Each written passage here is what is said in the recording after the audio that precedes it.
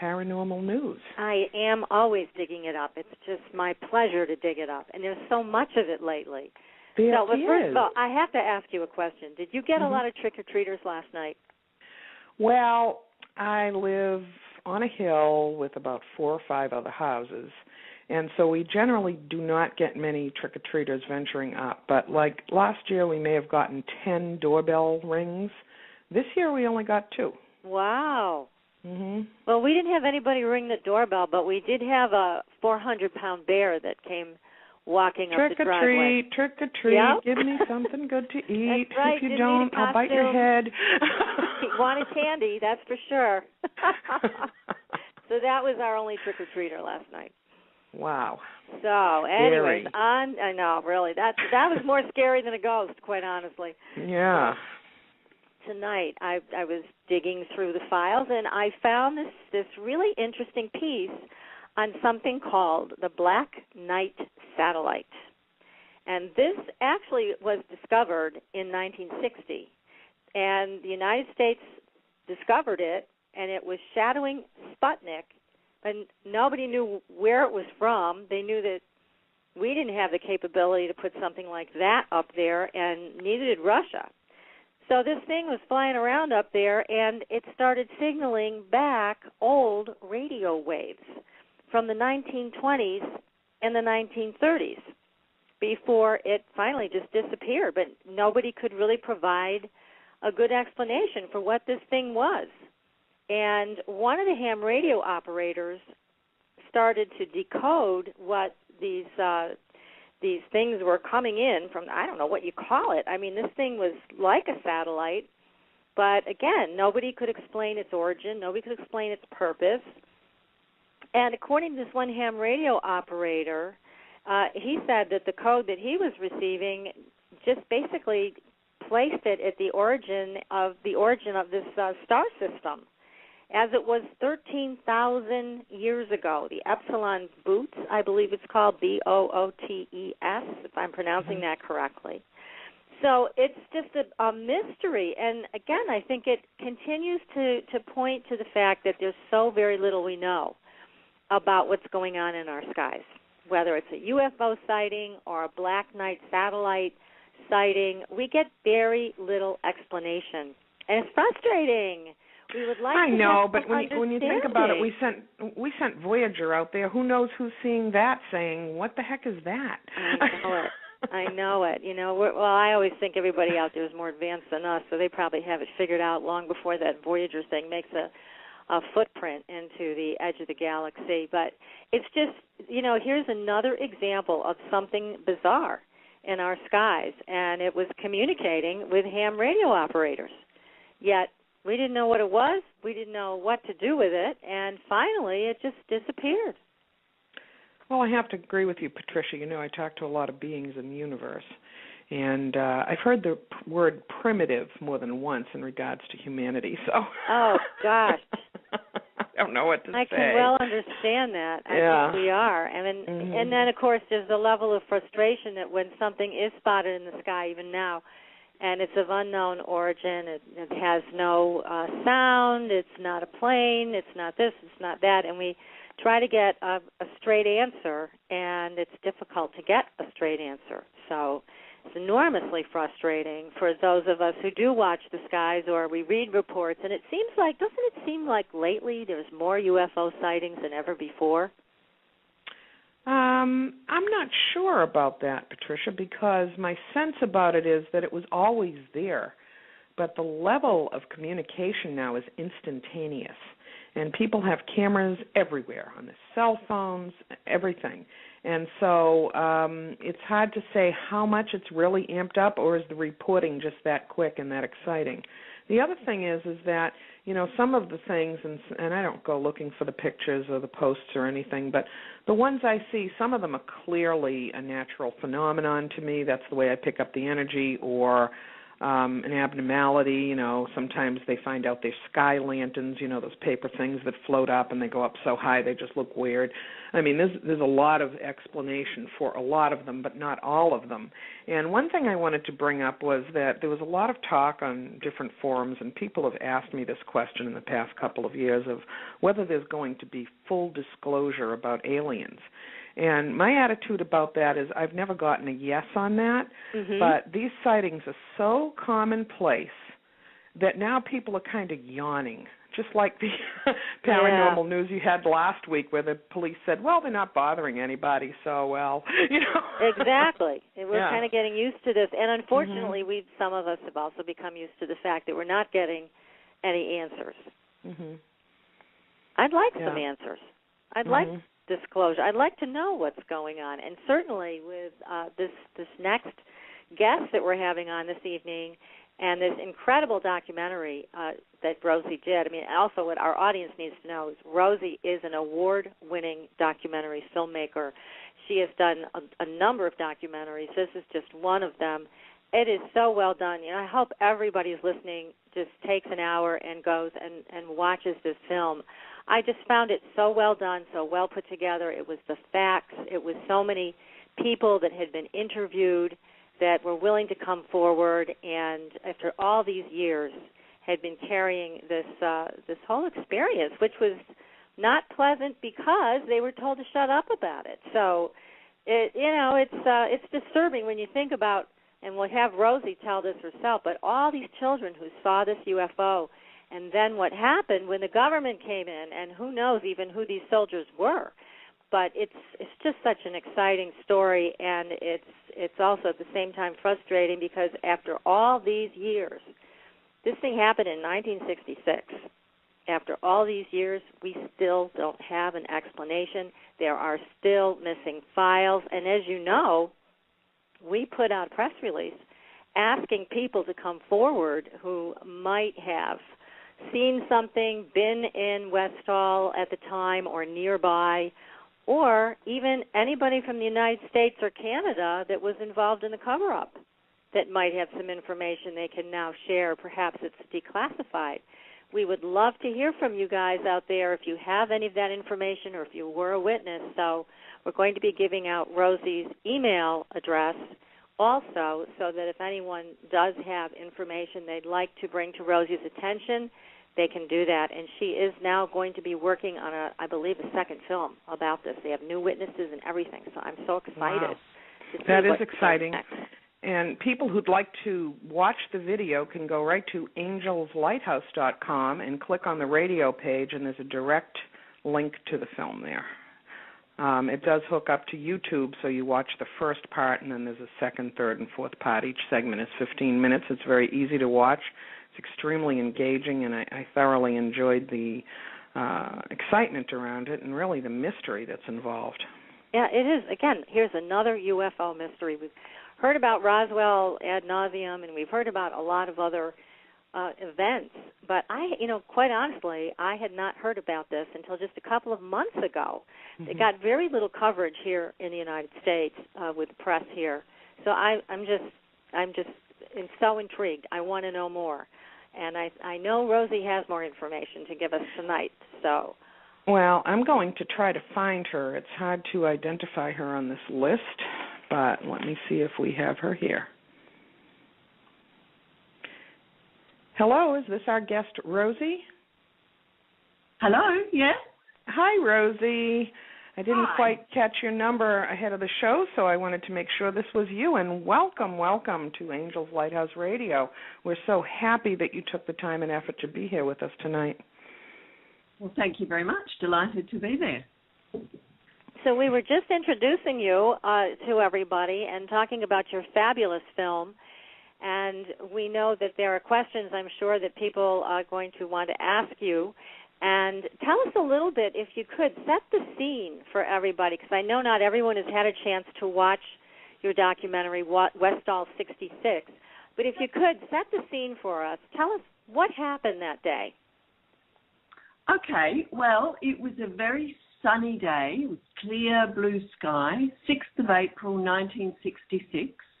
About 10:30 in the morning. And in the suburb of Westall, which was at that time on the very fringe of Melbourne, so it was market gardens and a school that was only recently opened, plonked in the middle of these market gardens.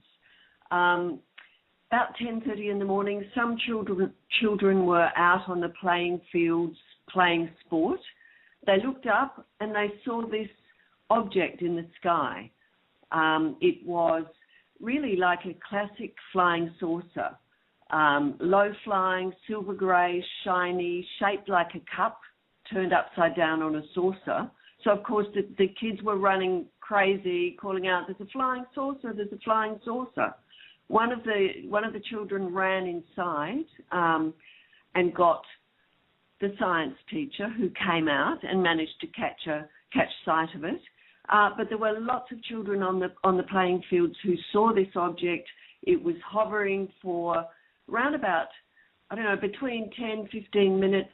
Then it rushed off towards an area it was called the Grange Reserve. So a lot of pine trees. It landed behind the pine trees, and kids were running over towards this spot, which was a little way from the school. Then the object, it came up again above the trees and took off at incredible speed. Lots of the children took off towards where they thought it had landed. They got there, they found these circles on the ground, or some say one, some say more than one, which were a round shape, about 30 feet in diameter. And these circles, which they assumed were, where the craft had landed, were on the ground. So a couple of teachers saw this, school kids saw this, the local residents saw it, but then the kids were rushed back to school. There was an assembly later in the day that the headmaster called, where he told them they hadn't seen anything. There was no such thing as flying saucers, and they hadn't seen a thing. Later that day, the media came to the school because they'd, heard a little bit about this, and then it sort of unfolded over the next few days, visits by various authorities, more media, that kind of stuff. But essentially, because the headmaster had told the kids not to talk about it, they really didn't. And a lot of them hadn't talked about it until Shane Ryan, who's the main character in the film, the investigator, he reopened the case because he was fascinated by this story and by the fact that the kids had been told not to talk about what they know they saw. And there were local... That's just such a travesty in my mind. I mean, here, so many children saw this, and so many teachers and so many locals. I mean, it clearly was something real. Everybody saw it, and then here come the adults to tell the children, you didn't see this. I mean, what in the world? I mean, what are we teaching our children when we're enlisting their aid in a massive cover-up like that? I just think it's appalling. Well, it certainly dampened their enthusiasm, and because I think this was, they didn't talk about it, and it was, 1966 when people didn't have mobile phones, they didn't have cameras, and they also, I think, were more disciplined probably than kids are now. They did what they were told. By and large, they did what they were told. But what was remarkable about your film, Rosie, was that you interviewed several of these adult witnesses to this, and they were incredibly believable. I mean, I was focused really hard on their energy, and I have to say that this really happened to them. This was an actual event in their lives, and it astounded me. Mm-hmm. Yes, they were. I mean, they're just normal people, a whole cross-section of children who have grown up to be perfectly normal adults. It's not a sort of strange, weird group of people or anything. They're just like you and I. They're just, just ordinary people who happen to have this very strange event occur in a lot of them were teenagers. There were actually two schools on the same site. So there was a primary school and a secondary school. So the ages ranged from, 5-year-olds through to 16, 17-year-olds of the students, and then, obviously adults and workers and so on in the area around that. So But, you know, the thing that struck me and the thing that really drew me into the story, I guess, is that they are just ordinary people, and there's no agenda, there's no advantage to them to be talking about this. In fact, they didn't want to talk about it.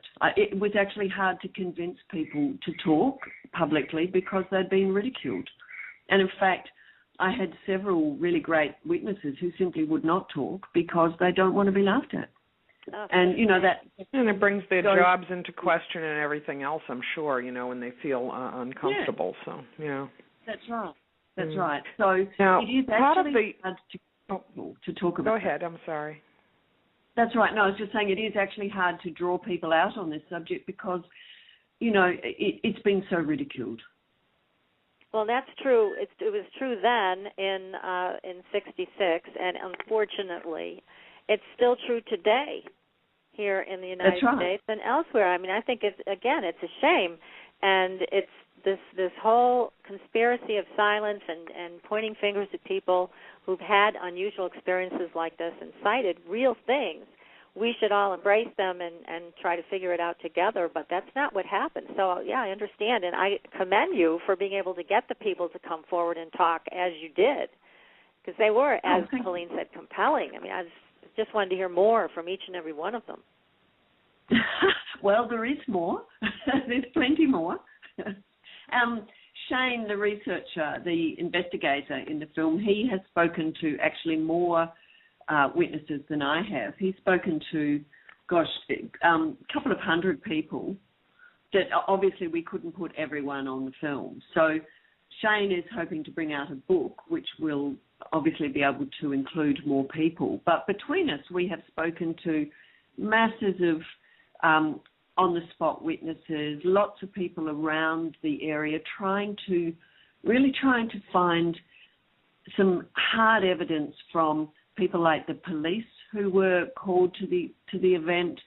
People described seeing 20 guys in uniform coming out of a truck that looked like an army truck about 20 minutes after this object was sighted in the sky. So somehow or other, they were alerted to the fact that this event had happened and that they should be on the spot. Now, they appear to be Army or Air Force. We can't, because of course it's a long time ago, we don't have accurate descriptions, we don't have number plates, we don't have photos, so we're really going on witness memory, and that's a very hard thing to investigate. But there's so many independent reports of some sort of military activity after this that, you know, it's very believable. There's no reason to doubt people saying that they saw this kind of activity. It's just very hard to track down what it was. So, you know, we've spent a lot of time trying to find people here who were in the Army and Air Force and police,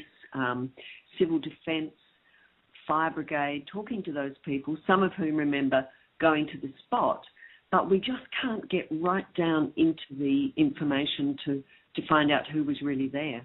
And that's very frustrating, I can tell you.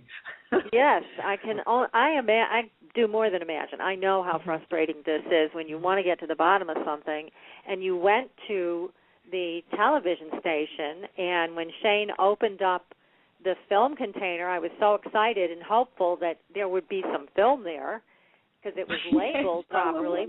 It was empty. Yes. It's awful. Oh, look, we know they went. You know, so many people describe what they saw on television, and we've spoken to the reporter. We know who the cameraman was, but we simply don't have the footage. Well, we don't have an explanation for that. Yeah, so the other sad part of it is that it has been over 40 years, so I'm sure a lot of key witnesses have passed, especially if they were in their 40s at the time, right? They have, unfortunately, yes. Mm-hmm. So we don't have the...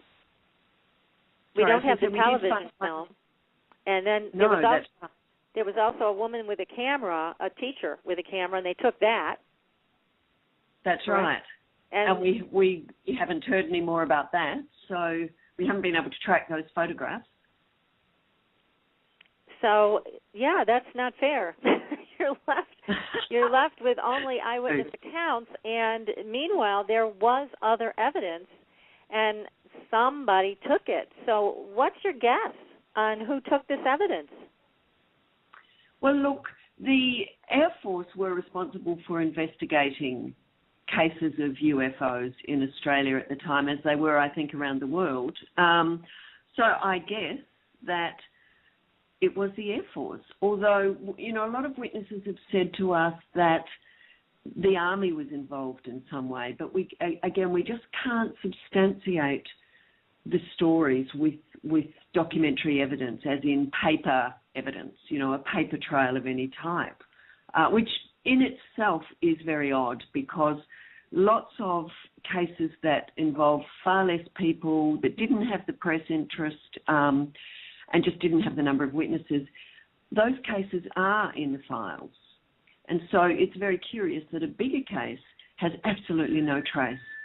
And that sort of leads you to go, look, I'm not a conspiracy theorist. I'm just, you know, I think quite often that files are lost because people are incompetent, not because they're deliberately, you know, destroying them. So I'm not really, I don't set out with a conspiracy in my head, but I do find it strange that we have not been able to find a scrap about Westall in the files, in the official files. And even, you know, even the newspapers, the major daily newspapers, carried only a tiny little piece about this, when often with smaller cases there were bigger stories. So I'm just, you know, it just makes me curious. My antenna go up, put it that way. Well, again, I can see why. I mean, this is more than suspicious.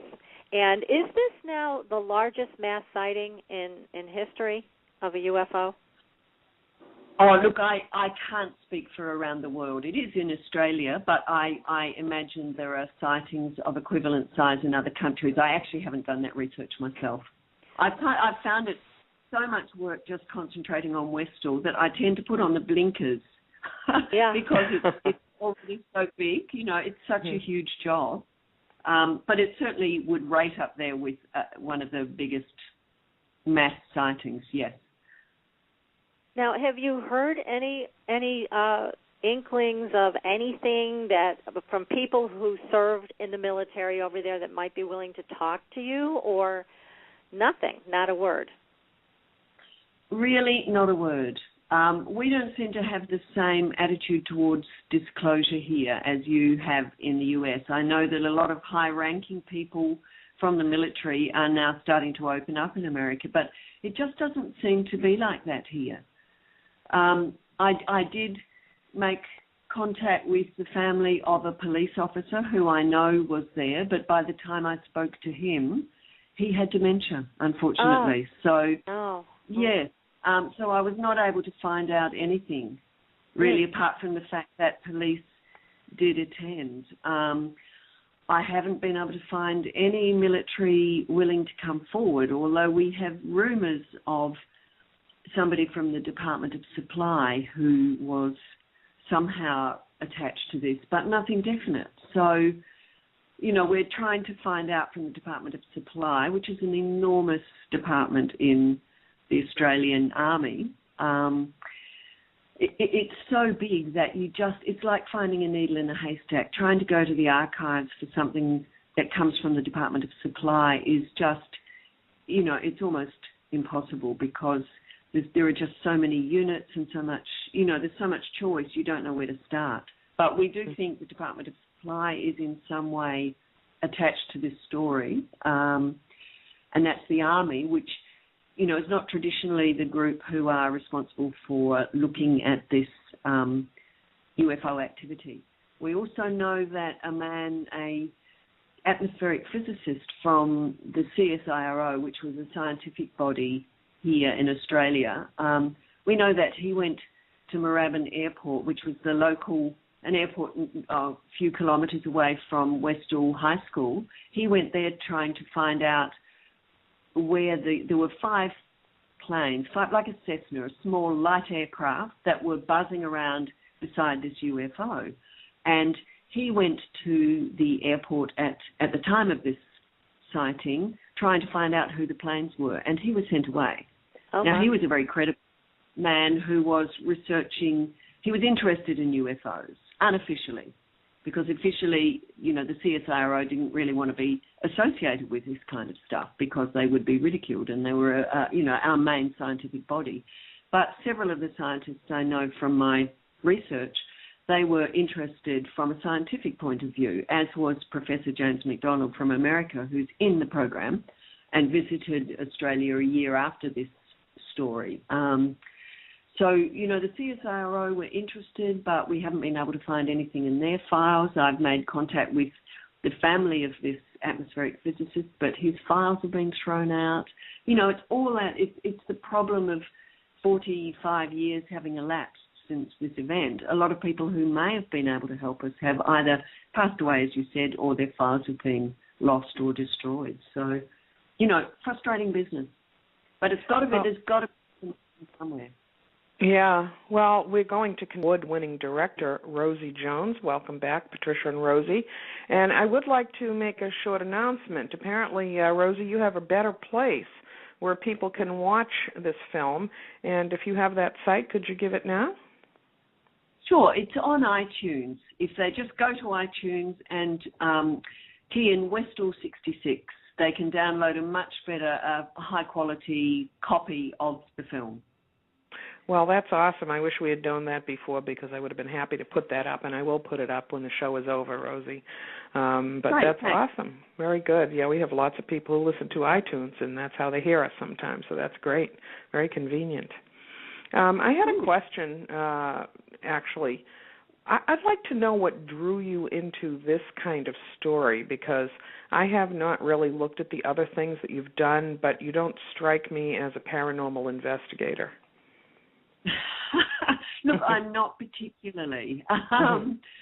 Yes, you could probably feel that it's not necessarily my area, but I have made films about questions of belief, I guess. I'm someone who sits on the fence in a way, and I think I'm also a person who would absolutely love to be able to dive into some sort of religion or a belief wholeheartedly, but I always find myself a little bit on the fence just looking.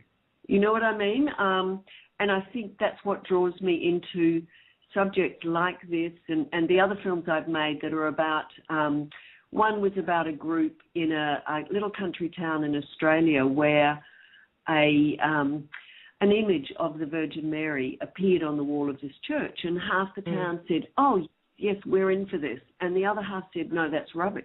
And I find sort of story fascinating because there's a whole area of sort of greyness where people are discussing their belief systems and what really informs their life view, I guess. And I really find that fascinating. And I think I saw in this story a similar kind of thing where, people were saying, we saw this, and other people were telling them, no, you didn't. And it's not that the people who saw the UFO were predisposed to it being some sort of extraterrestrial craft. They just knew they saw something unusual, and other people were saying, you didn't see anything at all. And I just find that fascinating. But isn't that really how belief is? Some people find the belief and the faith in whatever it is they're searching for or whatever realm they're working in, and other people put them down because they can't see the same thing, right? Well, yes, that's right. That's right. And I'm not somebody who would ever put people down for believing something, but I personally find it really difficult to say, I absolutely believe this and I'm going for it. So I think, perhaps this is me working out my own questions through filmmaking, I guess. I mean, that must be why I'm drawn to this area. Sometimes it's hard to actually figure out for yourself why you are drawn to an area, but I think that's it. And it's amazing what you've brought the world. So it's a great film. I can't recommend it highly enough. Everyone should go to iTunes and purchase a copy of it, download it. It's a fabulous film. It's just so well done, and it's the facts. It is the facts about this entire case. And Rosie, I know that you're talking about the possibility of doing a second film, and you're still looking for people to come forward. Would you please give out your email address so if anybody listening tonight has information about this case, could feel free to contact you? Certainly. It's it's all lowercase, and it's R.G. Jones at netspace.net.au. Perfect, and we'll post that on the website as well so that people can still reach you. Yes, Thank we you. want to encourage people to come forward. If anybody out there even knows somebody who was in Westall at the time of the sighting in 1966, and this happened on April 6th, 1966, please encourage them to contact Rosie if they have any information at all or had their own personal experience and they'd like to talk about it. And now there is a burning question. I know I mentioned this to you before, Rosie, because one of the girls apparently got very close to the spaceship, one of the school children. And what was the story with that? Did she actually touch the craft and then pass out? Look, we've been told that she touched the craft and, yes, passed out. We've also, it's very hard to get the story absolutely straight, but Jackie Argent, who's one of the girls who ran, she was a bit of a rebellious girl, and she ran down with her friend Tanya, and they got really, really close to the craft. She wasn't quite as fast a runner as Tanya, and she didn't get quite as fast as Tanya did, quite as close to the craft as Tanya did. She was still on the way down when Tanya came running back, really agitated and upset. She ran back to the school, apparently, and an ambulance was called. The ambulance took Tanya away, and other people have verified that the ambulance arrived and took Tanya away. And Tanya was never seen again at the school. So this is our very tantalizing story.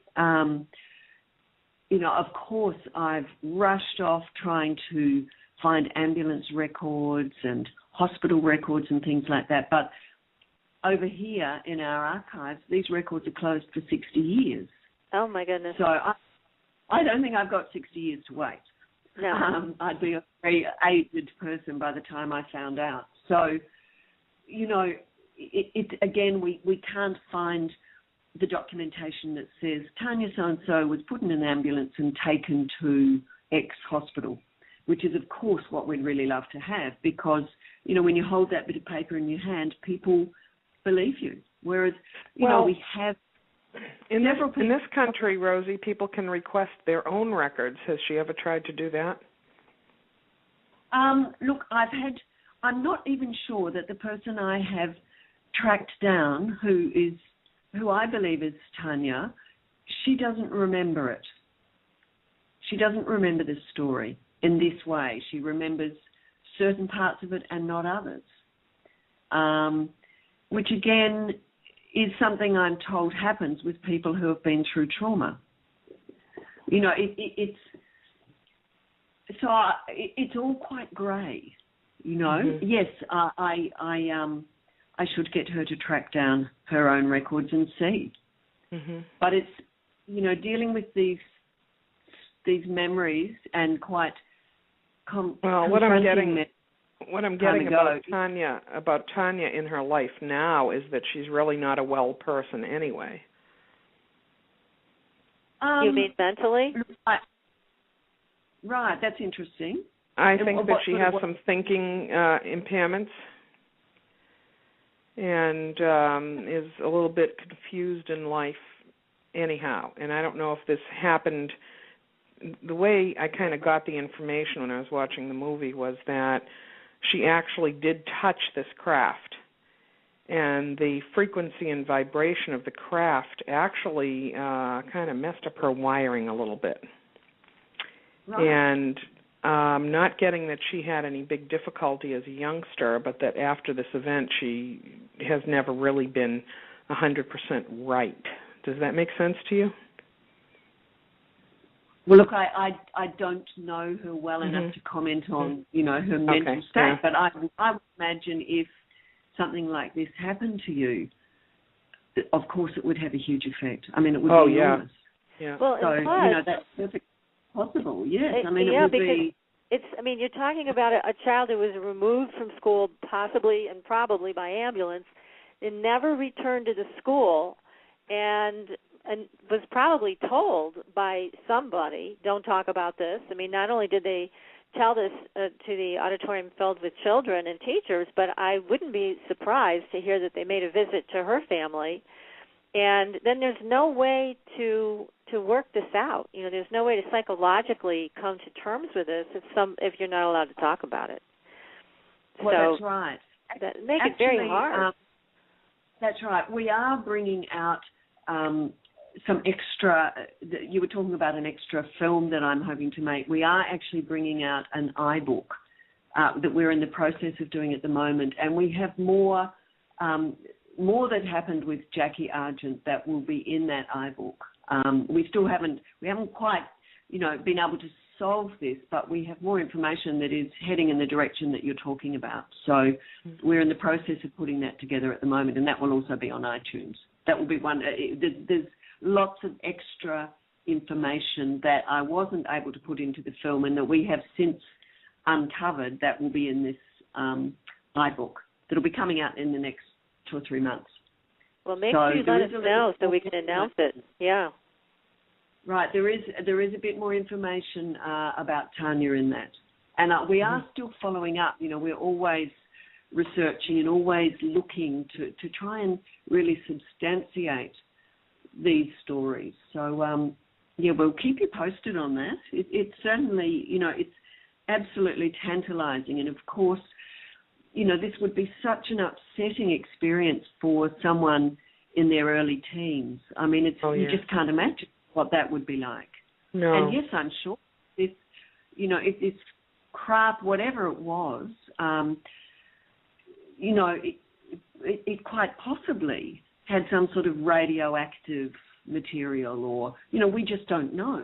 But the people, the military who were spotted by several of our witnesses, they had what looked like Geiger counters. Now, Geiger counters you use to measure radiation. Mm-hmm. So exactly. obviously the people who came trying to figure out what this object UFO was thought it needed Geiger counters. So, that says something.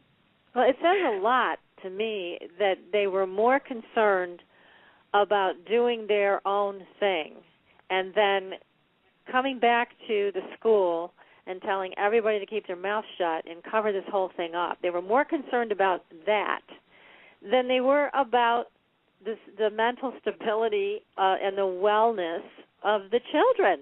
It's mind-boggling to me that all of their agenda took precedence over these children, possibly being traumatized, and that didn't matter to them. What mattered to them was their own agenda.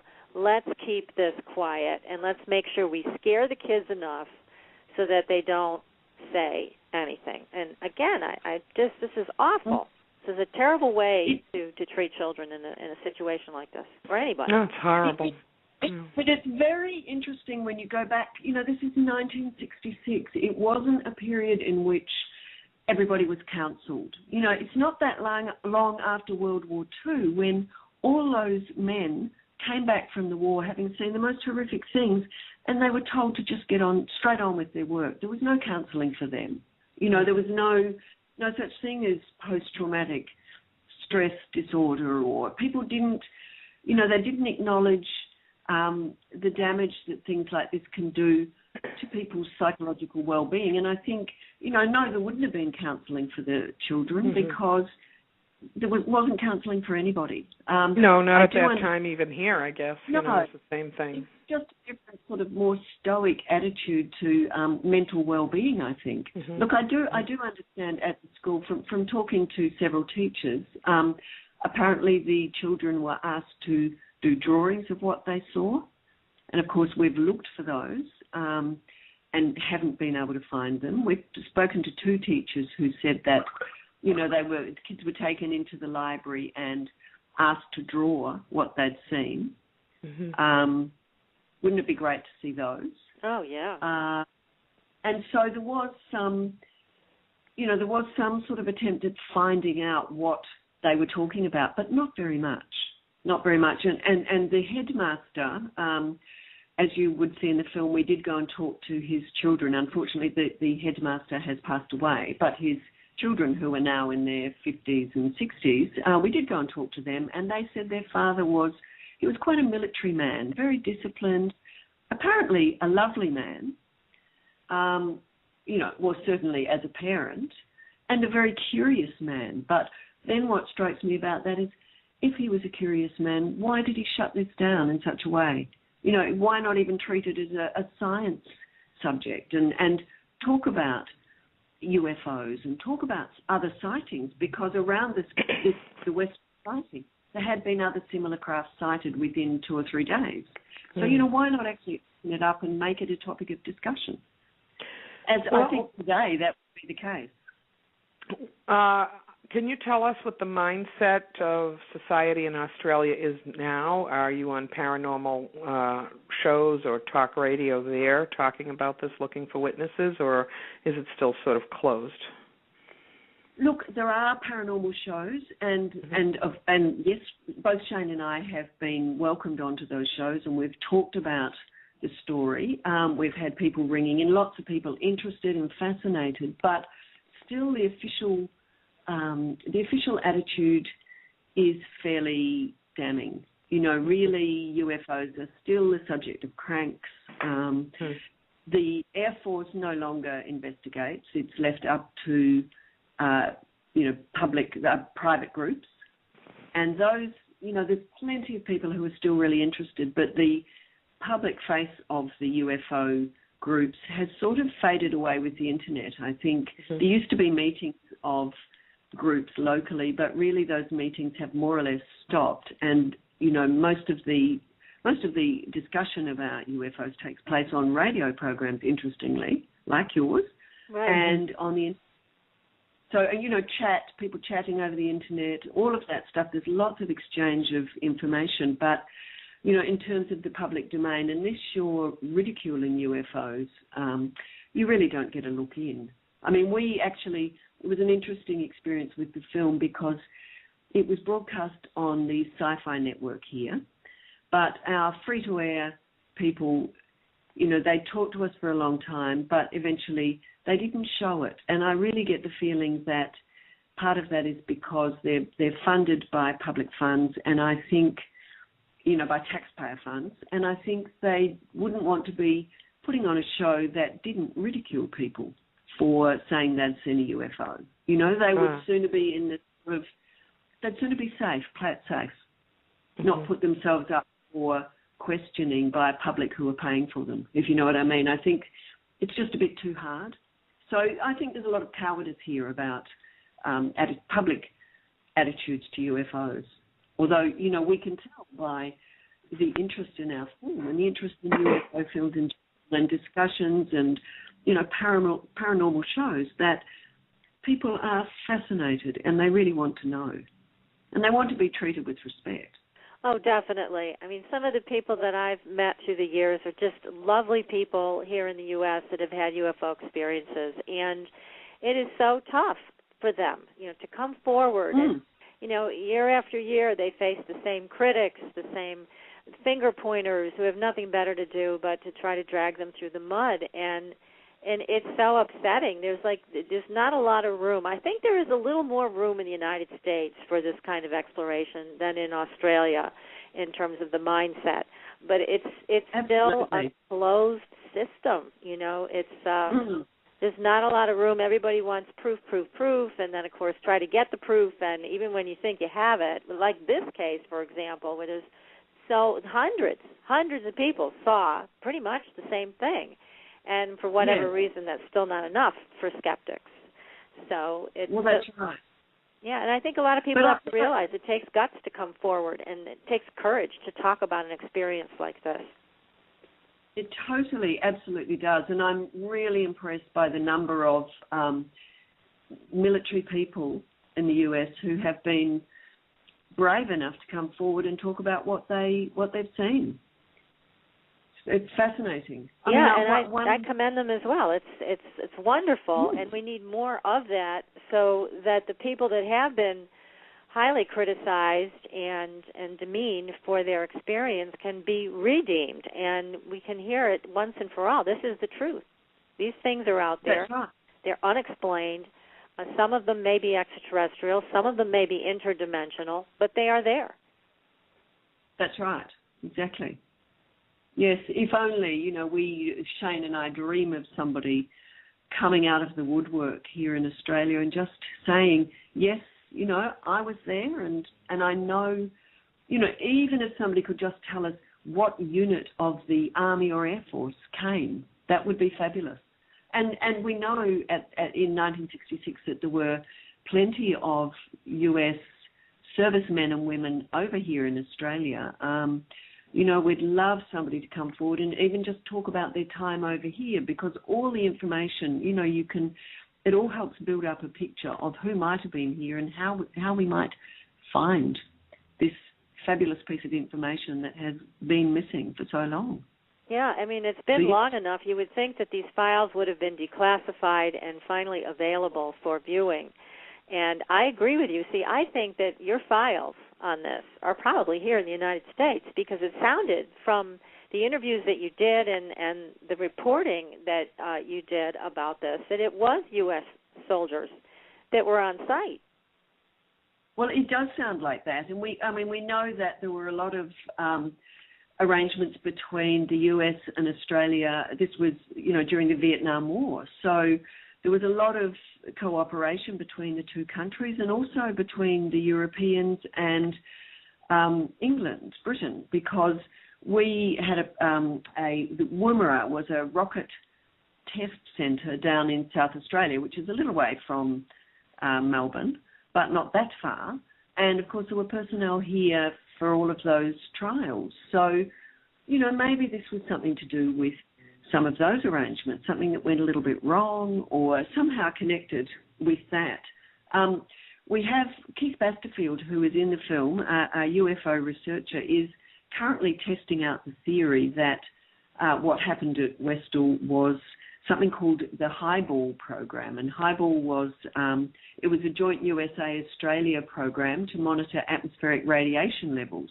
And he's put up a hypothesis that perhaps what was seen was part of the Highball program. And so he's currently going through the files, and he goes through with a fine-tooth comb. He's very, very obsessive about how he searches the files, and he's trying to make contact with people who know anything about Highball to find out if, there was anything that might have a connection with Westall there.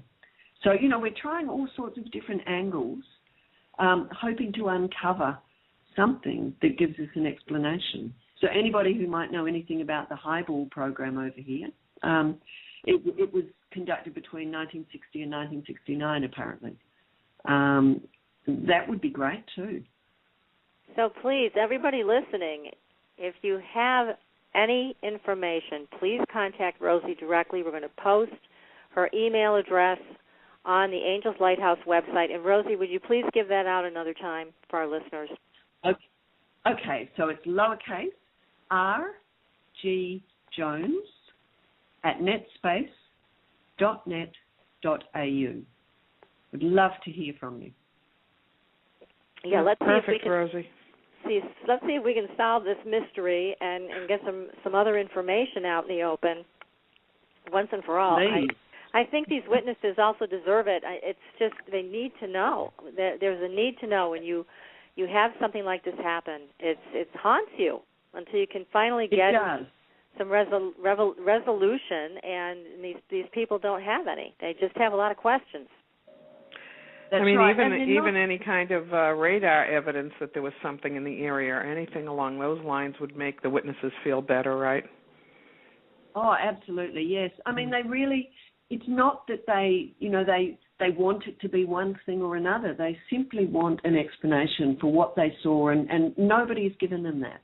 Mm-hmm. It's left them with this sort of, they're dissatisfied, they're angry, they've been ridiculed, told that what they saw they didn't see. They really deserve an answer. And there's a lot of them, you know. Yeah. Well, let's hope we help you find an answer, Rosie. And right now we're going to break on this fascinating conversation and run a few commercials from our sponsors. And we're welcoming the Organic Wine Company. They have a wonderful product. We'll be back in just a few moments. Rosie, we've so enjoyed this conversation with you. This is the half hour of the show that people call in and ask for psychic readings, but tonight we're inviting them to call in and ask you a question. So they can dial 347-989-1012. That's 347-989-1012 if they'd like to speak with you directly, Rosie. What is next in your projects coming up, Rosie? Look, I'm doing some research into a religious sect that started up in Melbourne, again in the 60s actually, and ended up not terribly well. It's a little bit early in my research to say very much about it, but so I'm doing another religious kind of subject or a story about belief. Well, so that sounds really fascinating. You'll have to let us know about that, right, Patricia? Oh gosh, yeah. We're just going to have you back on, talk about the sighting or the vision that people had. I mean, it just sounds like you found some fabulous stories to do documentary films about. And certainly, again, I highly recommend everybody should go to iTunes and download your movie. It is so well worth watching. I just couldn't stop watching it, and like I said, at the end of the movie, I just kept wanting to see more. So I'm glad you're considering doing a documentary, again, another one, a follow-up to Westall 66. Now, I've got a question for both of you ladies. I want to know what your take is on this flying saucer. Do you think it was extraterrestrial, or do you think it was an experimental craft? So, Rosie, how about you? What do you think? Okay. I tend, first of all, to think it's something terrestrial, simply because I guess that's where I go first. I'm a sort of a rational person. And I'm not predisposed to believing in UFOs. So I guess I'm still hoping that I will get some information that says, yes, this was an experiment, secret experiment, that went wrong somehow. But then I say to myself, well, it's been a long time. If they were developing something back then, wouldn't we have seen it by now? So, surely something using the technology that was being tried out in this craft, surely we would have seen that by now. So then I'm verging towards an extraterrestrial explanation. So, look, I'm as usual with me, I'm sitting on the fence between those two.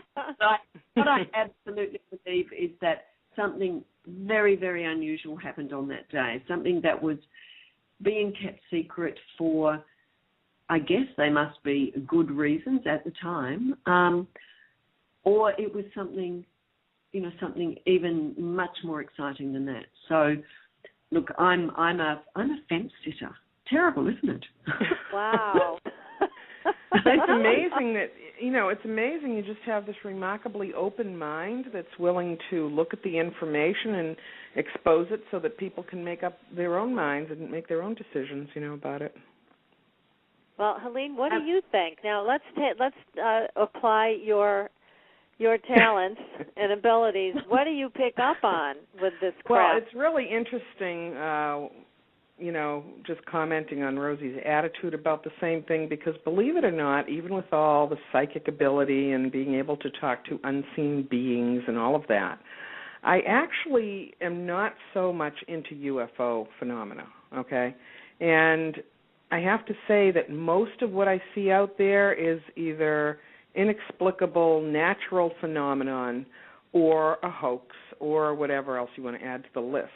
But occasionally I see a picture or a clip or something like this, evidence and talk about what the people saw in Westall is, and I get the direct energy that it was an actual unidentified flying object. And that's what I got in this case, that there is a connection with the government on this, is the way I pick it up.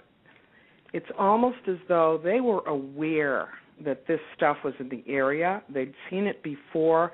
It showed up on radar. They were working on other secret projects. They had other reasons for not wanting it to be known. But they're very aware that this was an extraterrestrial object. I do not believe that it was actually from this planet. And as I said, I don't believe that most of the stories out there are true, occurrences of unidentified flying objects. And some of the things that we see coming into the planet, and especially now, are actually energetic.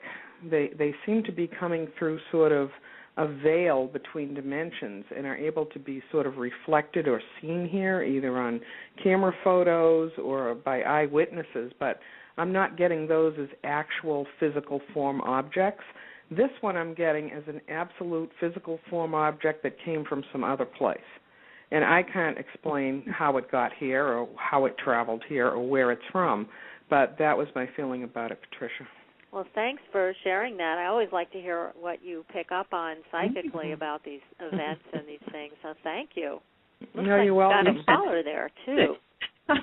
You what? I'd love if you were right. That would be wonderful. Well, I don't really...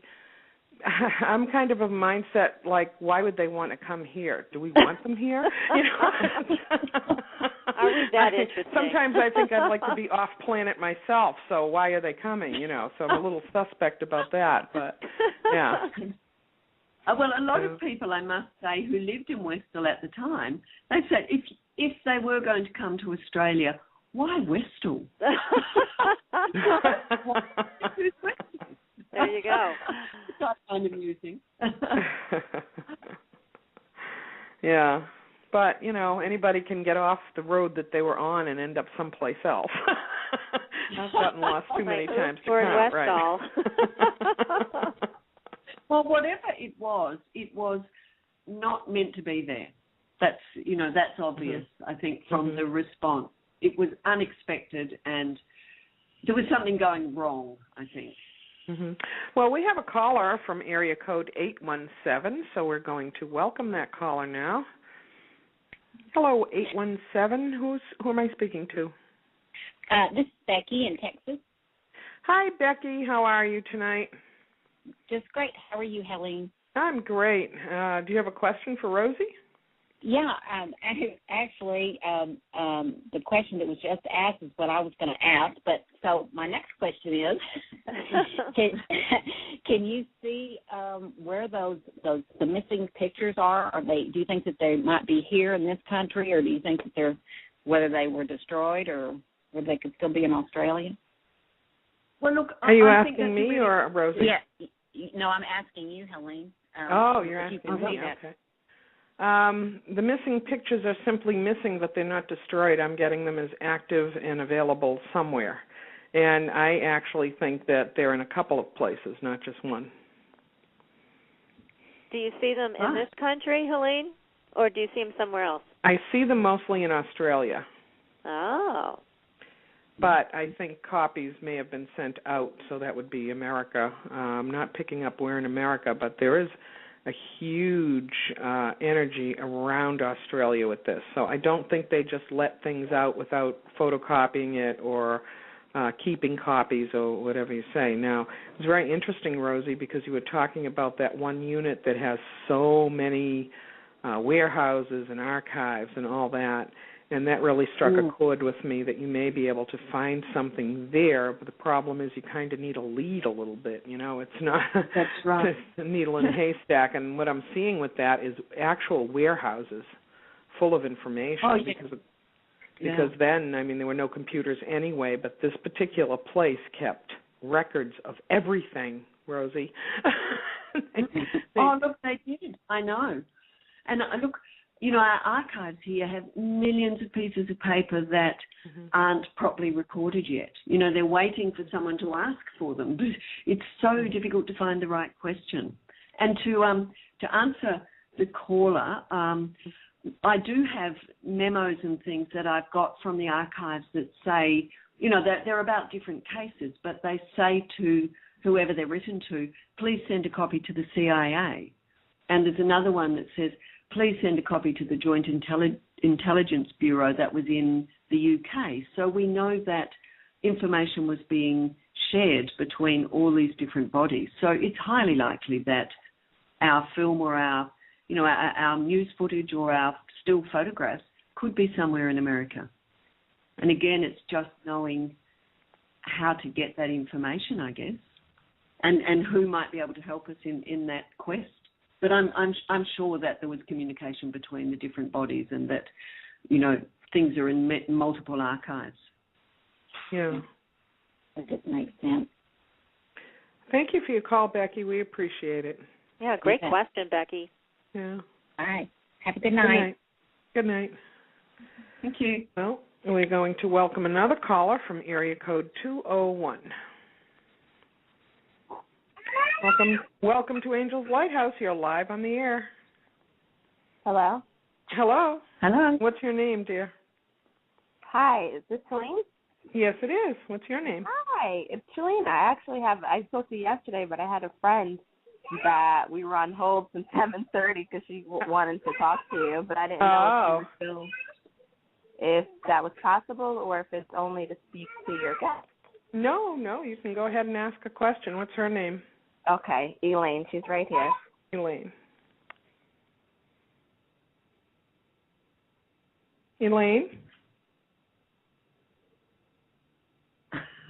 Hello, Elaine. Have we lost Elaine? I don't know, because looks the like line it's still is open. Yeah. Yeah. Well, we're going to have to say sorry to Elaine. I don't know if she hung up. I'm not hearing any sounds at all right now, so we'll put her back on hold. Okay. Yeah. Sorry, Elaine. We'll try again in a little while. Yeah. It looks like the call got cut off to me, but okay. It wasn't on my end. So. And they can call back and make sure you press 1 if you want to speak to Helene or if you have a question for Rosie. Rosie, that supply unit, what was the name of that again? It's a great big department in the Army called the Department of Supply. And they handle huge amounts of things like organising where trucks went, where troops went, just enormous different kinds of work that they did. And they would have lots of different units. And, I don't know how the Army is structured, but the Department of Supply is a central place where a real holding place for all the information, yeah. All the information and the organisation, and, like any bureaucracy, they kept massive amounts of paperwork. So everything would be documented, like a normal bureaucracy. So now, do you have access to these records if you apply, or how do you? Yes. The archives have a lot of records that they have digitised, and they're in the process of digitising more. There's lots and lots of paper records and lots of things in old shoe boxes, and it's very exciting going through original records. Lots of handwritten stuff that is yet to be digitised. But they allow you to go through it? They allow you to go through some of it. It has to go through a whole bureaucratic process of being examined in case there's anything that's, threatens national security and so on. But once it's been examined and of a particular age, that you can look at. So, I actually put in a request to see some documents that were listed on the database a year ago.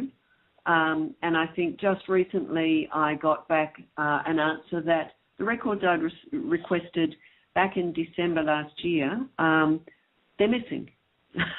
Oh, my goodness. These are diaries of police officers. So I'm trying to find daily records of people who might have been out in the field. And, so then I'm told they're missing. So then I have to go to another department and ask them what they do about missing documents. Is there some way of tracing whether they've been destroyed or moved to some other department? Because, things get renamed, departments get renamed, people's functions change. So, you've then got to track the movement of files and then see if they still exist. So it's a job for people who persevere. You've got to be very patient but it can be thrilling. It's absolutely thrilling when you find something in the archives. So, I'm sure it's there. I'm sure there's something there, but I just can't quite figure out how to ask for it. It's tough. I mean, I again commend you for all of your effort and time that you've spent on this. And you're right. You have to be tenacious. You've got to be like a pit bull about this, or you'll Absolutely. never get to the end of it all and figure it all out. And again, it just disturbs me that these are your tax dollars at work, and ours too, in this country. Basically, all of this bureaucracy and massive levels of cover-up, and all you're trying to do is get an answer to a simple question: is what happened? What happened on April 6, 1966? What was in the sky? What landed on school property? What did the children see? It's a very straightforward question, and it definitely deserves an answer. It does. Couldn't agree more.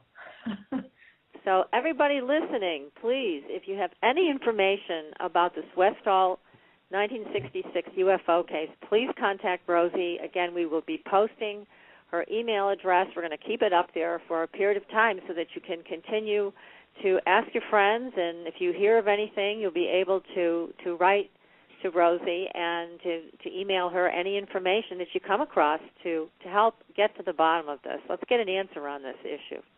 That would be awesome. And we'd like to thank you, Rosie, for spending your valuable time with us. It's such a fascinating story.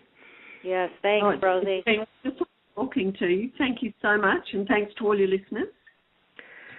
You're welcome. And what time is it in Australia, just because I have to ask? It is 10 to 12 in the morning, so just about lunchtime. Ah, okay. So you're a very about, rainy is gray it the day. second there? So you're ahead of us because it's Way the second, right? Yeah, it's already tomorrow. Yes, it is. Yeah. So we're time traveling a little bit. That's awesome. We are. We are. Indeed we are.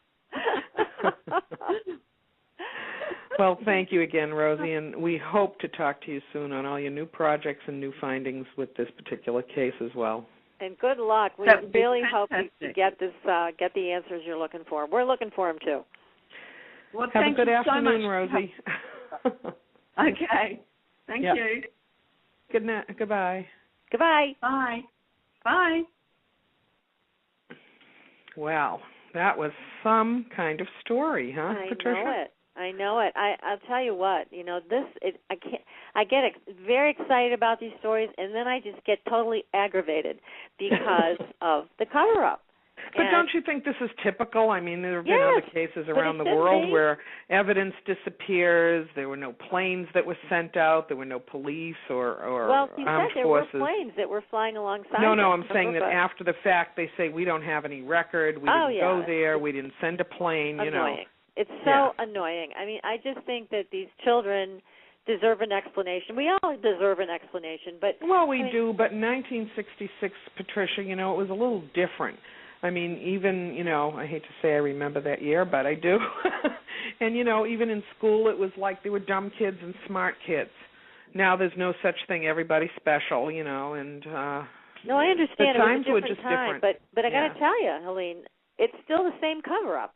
Whether it happened in 66 or it's happening today, guess what? It's still being covered up. And, again, I find it so annoying. It's just, gosh, would you please, I'm tired of our tax dollars going to this purpose. It doesn't make any sense at all. And well, let's say this occurred now. And, what if it did? They went in. I don't think that they'd tell the children not to talk about it right now. I think they have like a little Men in Black little wand where they erase your memory or something. Gosh, that would really be terrible. Again, why cover it up? I mean, there's theories out there about why they cover these kinds of things up, and we're going to get into that in one of our shows because, again, I think take this cover off. Let's look at what's here. Let's look at what's real. Let's talk about it. And stop trying to pretend it doesn't exist and make fun of people who actually see these things. I mean, just think of the torment these kids went through, and the teachers and the locals that saw this that had the courage to speak out. It's not fair. They saw what they saw. They should be treated fairly and kindly about this. And we need to find out what it is. It certainly affected their lives, and they need to know what it was. Well, it's really interesting, and this is a separate issue, but I don't know if you saw the video it was playing on major news networks of a light that came down over Dome of the Rock, which is a highly religious and sacred place in Israel, and just flew back up in the air, and it was really an unusual light. It was something that did not look natural. Yes. And it was caught on video that was attached to buildings. Like some people took videos of it, but it was just on the video with several buildings as part of their security system. Right. And, so the surveillance video that caught Yeah, it. the surveillance video, right. And people would look at that, and I know some of them said, well, that's ridiculous. Someone made that up. Yeah, that's a jump that people make, and they sometimes rather go there than explore the possibility this is real. And that's sad. I think that people need to have a much more open mind about these things, don't you think? I think it's exactly what Adam Davies said last week, that it's just fear. It is. That they don't know how to perceive it or accept it as being in their backyard, and so they just would rather say it doesn't exist or that it's a hoax. Exactly. It's that need to control reality rather than experience reality. Yeah, he had a great answer to that question. You're right. Did. I loved And next week we have another fabulous guest coming on, Peter Shampoo, who's the author of The Gaia Matrix. He's going to talk about all of the energies on the planet in terms of how these energies come together in certain areas like Salem and like other places across the country, and how they affect us, how they impact our lives. It's going to be a great discussion with Peter next week. I can't wait for that one because it's a huge, huge subject, and there are lots of people who are empathic and psychic and intuitive, and even if they don't think they are, they're feeling the energy of the earth sort of surge through them, and so yes, it's going to be a great show for everybody. It will be. Another exciting show and a different topic. Yeah. I'm having so much fun with this, Patricia. It's wonderful to be Me in cahoots with you. We're meeting all these fabulous people from around the world, and we're enlightening our listeners and bringing in all kinds of unusual topics, and it's all good. It's all good. It is. And now our show has come to another happy closing, and we look forward to next week with Peter Shampoo. And I'd like to say to you, Patricia, thank you and good night. Good night, Helene.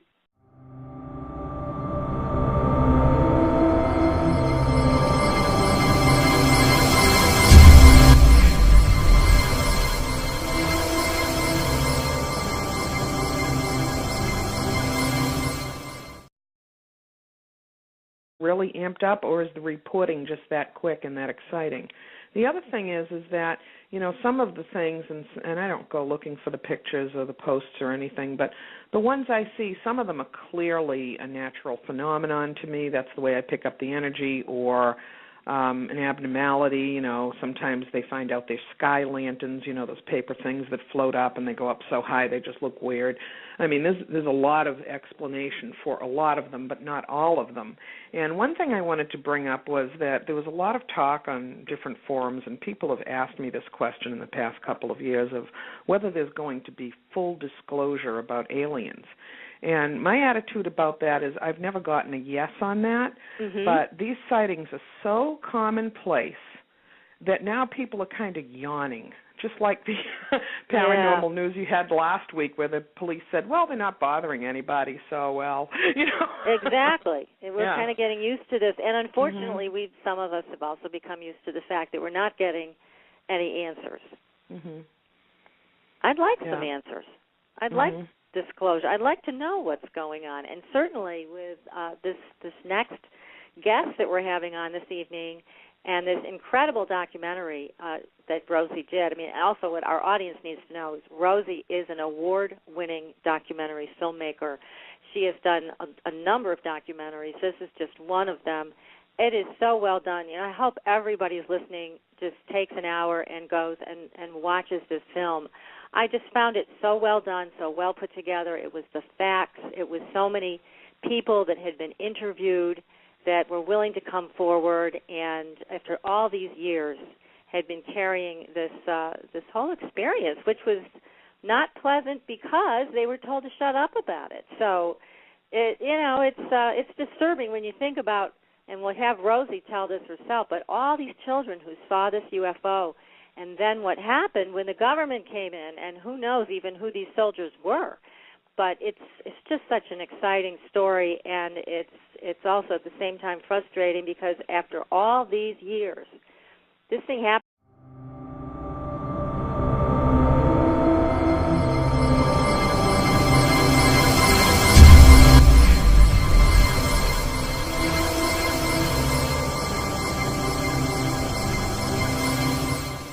Paranormal news. I am always digging it up. It's just my pleasure to dig it up, and there's so much of it lately. So, first of all, I have to ask you a question. Did you get a lot of trick-or-treaters last night? Well, I live on a hill with about 4 or 5 other houses, and so we generally do not get many trick-or-treaters venturing up. But like last year, we may have gotten 10 doorbell rings. This year, we only got 2. Wow. Mm-hmm. Well, we didn't have anybody ring the doorbell, but we did have a 400-pound bear that came walking up the driveway. Trick or treat, yep. Give me something good to eat. That's right. If you don't, I'll bite your head. He wanted candy, that's for sure. So that was our only trick-or-treater last night. Wow. So, anyways, I know, really. That was more scary than a ghost, quite honestly. Yeah.